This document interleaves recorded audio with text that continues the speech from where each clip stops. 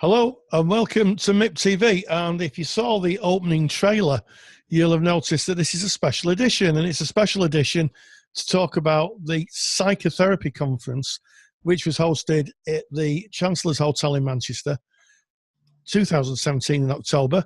And it was hosted by Bob and the Manchester Institute for Psychotherapy. Fantastic, star-studded in terms of the speakers event. Yeah. And what was the theme of it, Bob? Just remind us the theme. It was from childhood to adulthood, a developmental perspective. Yeah, it was really, really interesting. And it started off with a real behemoth, if that's the word, in the world of counselling and psychotherapy, Dr. Margot Sunderland. Yeah. I mean, what a keynote speaker to have. She went down very well, didn't she, Bob? Oh yes, I mean she talks at many conferences internationally. She's very well known. She's done numerous books, many books on how to work with a child and adolescent. And there was 120 people altogether, and they clapped her off the roof. And she presented such a wonderful keynote speak, and she talked about how to work with children, how to work with adolescents, and she did a wonderful PowerPoint and a wonderful video. And it was very emotional, and she got a wonderful reception. It was one of those wonderful workshops, honestly, Roy. Yeah.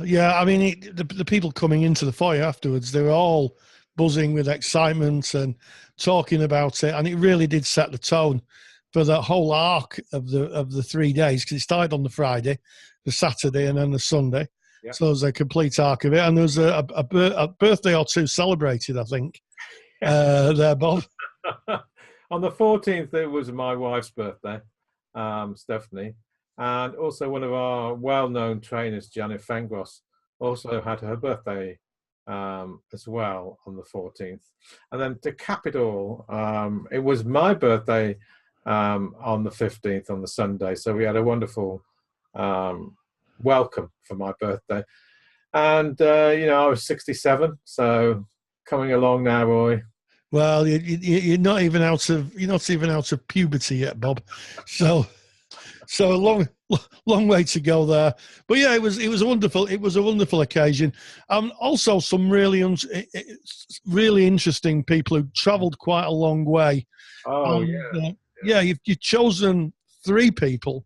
Yeah. Are we going to just show a few clips of them explaining what they were doing? So who's the first, Bob? Well, let's start with Gregor Zelch. He is the founder and director of the Ljubljana Psychotherapy Institute, and he did a wonderful keynote speech on the use of object relations within psychotherapy, and it was very entertaining. But it taught me a lot about schema therapy and the idea of how we internalize objects into our psychic structure. Yeah, it was very, very well received. I think that was, if I'm not mistaken, that was on the Sunday, and it was on the Saturday. On the Saturday, yeah, very, very well received, and a lot of people kind of getting really excited about it.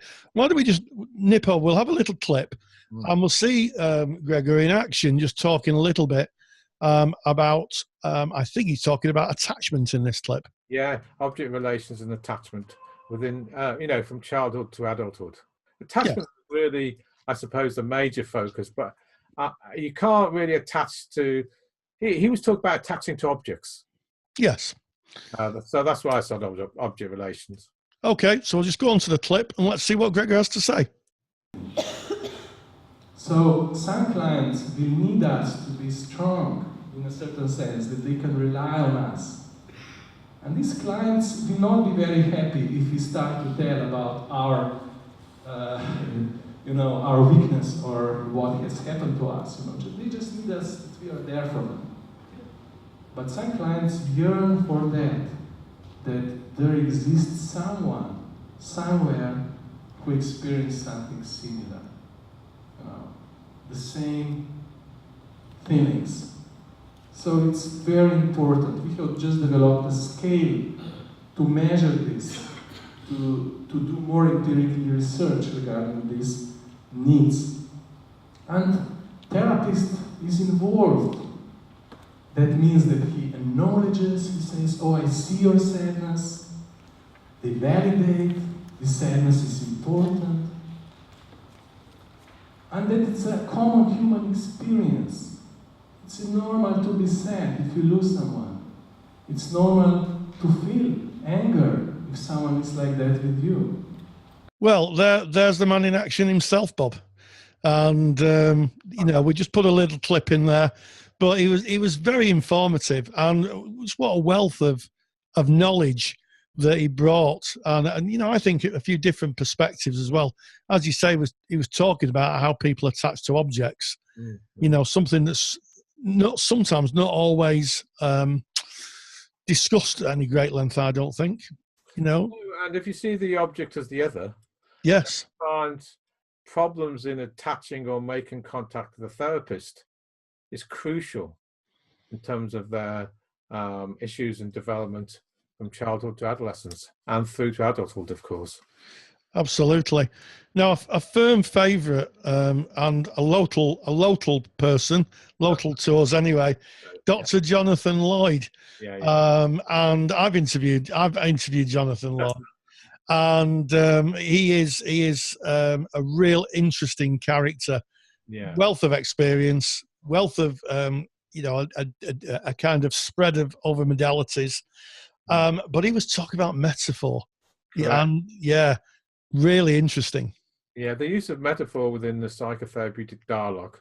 He's just written a book, I think it's called The Wells in the Desert, which is all about how to use metaphors in psychotherapy.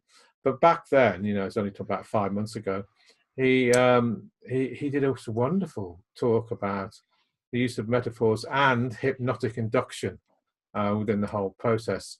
He did a workshop in the afternoon on how to work with the inner child and metaphors, which packed the house out. And of course, metaphors are really the most wonderful way to actually meet the soul of our clients, to get to the unconscious processes. I mean, Freud said the dreams is such a wonderful way in, but you see, dreams and metaphor deal with that unconscious process at a different level. And John was talking about the alpha level.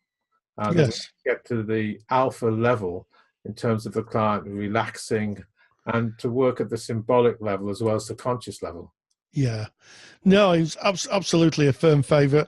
Let's just have a quick look at this little introductory clip where he's kind of introducing his lecture and speaking just a little bit to me about it, a little bit before the conference.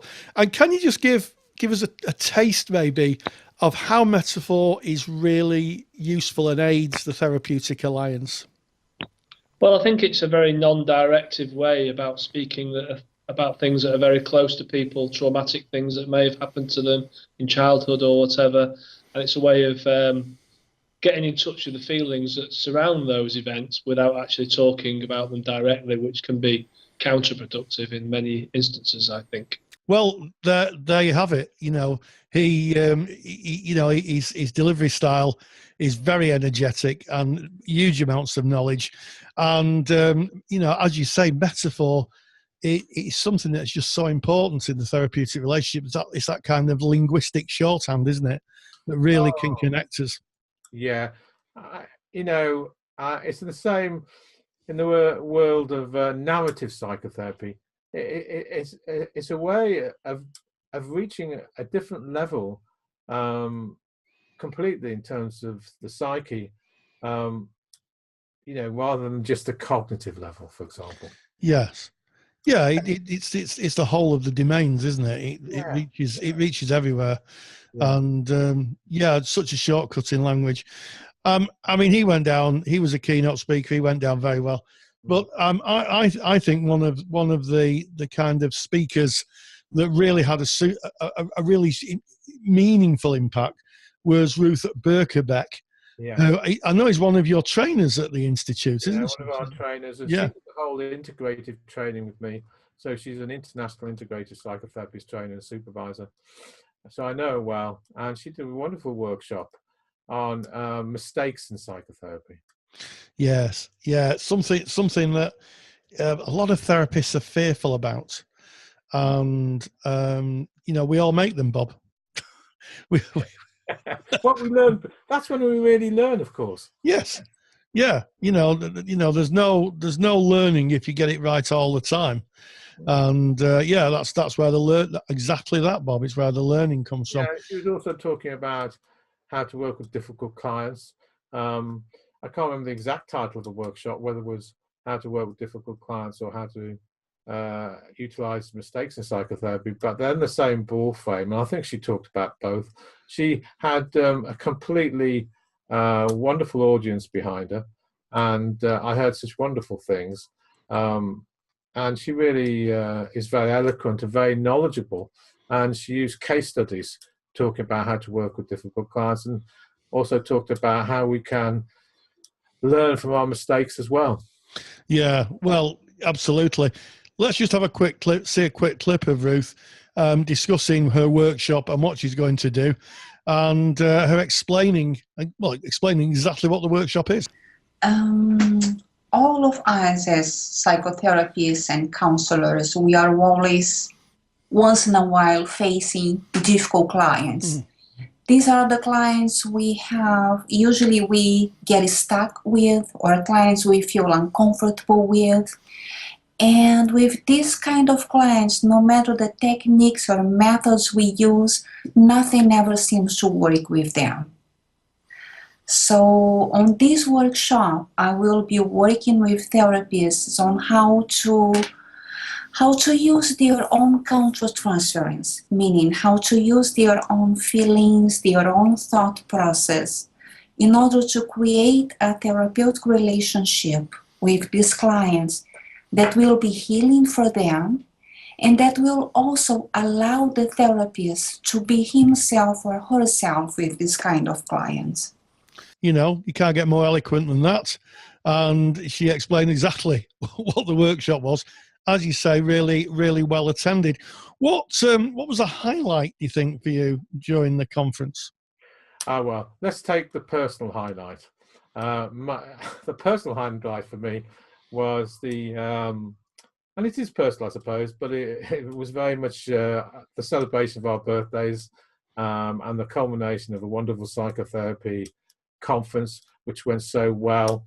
And in the social evening on the Saturday night, we had a wonderful singer, Kirsten Mila, who came over and really set us alive. And one of our therapists at the Institute, he brought his own band, which is a bluegrass band. And that went down so well. And there was a wonderful meal as well there, where people applauded our birthdays. So that's on the personal level I really enjoyed. And at the second level, besides the logistics of putting on such a wonderful conference, was, I think, the people came out to celebrate the Manchester Institute, gave their energy, their commitment, produced such wonderful workshops. And I felt so honoured and moved that they came out for me. It was a really strong event, wasn't it? It was a communal event. As much as it was an academic event. And there was a lot of people who came away. They were just so excited. They got their CPD certificates and they went off into the world and travelled back some quite long distances. Some had travelled quite a distance to come. Yeah, and I said at the end of that conference that I wasn't sure if I was going to run another one. It was our fourth conference over the last sort of 20 years. But the good news, and I can announce it here, of course, is I'm going to do a fifth conference. Wow. Fifth conference, and I've got Dr. Richard Erskine to open it. Wow. You can't get a bigger name than that. So yeah. if 2019, November. Yeah, fantastic. So November 2018, I'm guessing, Bob? No, it's 18 now, it's 19. So I'm going to build the website, and I'll get the website open middle of 2018, later this year. And the actual conference is November 2019, and he is such a wonderful presenter, and the workshops will be such high caliber that I expect that will be full very quickly. So I'll keep you posted, and I know people on my channel, Facebook channel, Manchester Institute, will hear all about it. Yeah, well, yes, and if you're watching and you know, we'll put the links in below, so you can join Bob's Facebook group, close Facebook group, and also all the other information streams from Manchester Institute for Psychotherapy. And what we'll do is we'll leave you with Kath Nibbs, because Kath Nibbs is talking about something that's really prevalent to counselling psychotherapy with the current change in the law, the GDPR, the General Data Protection Regulations, which are going to come in the middle of May 2018, almost upon us. So we'll leave you with Kath Nibbs talking about her contribution, and we'll see you in the next video. Yes, that's correct. Bye-bye. Bye-bye. Way that maybe they won't get anywhere else, Kath. Okay, so one of the areas that I'm looking at are based in the research that I've been doing, and hopefully it will have been actually published by then, so I'm sure that academics will know it takes a long time to become published. And what I've been looking at is the impact on babies. I've been looking at the impact on toddlers, and I've been looking at the impact on both children and adults who use the internet, and then what happens to the way that we interact in cyberspace, which is the internet and any space that involves an electronic device, and then also how that affects people's ability to be present in the therapy room. So I might be discussing also how young people bring their devices into the room, how those devices can kind of interfere or aid the therapeutic relationship, and also a little bit of education around what children are actually engaging in cyberspace, so that anybody who works with children can kind of get an idea as to what it is that children are engaging in, because some of the language can sound really confusing. It's a great environment, isn't it? Varied workshops, 27 altogether.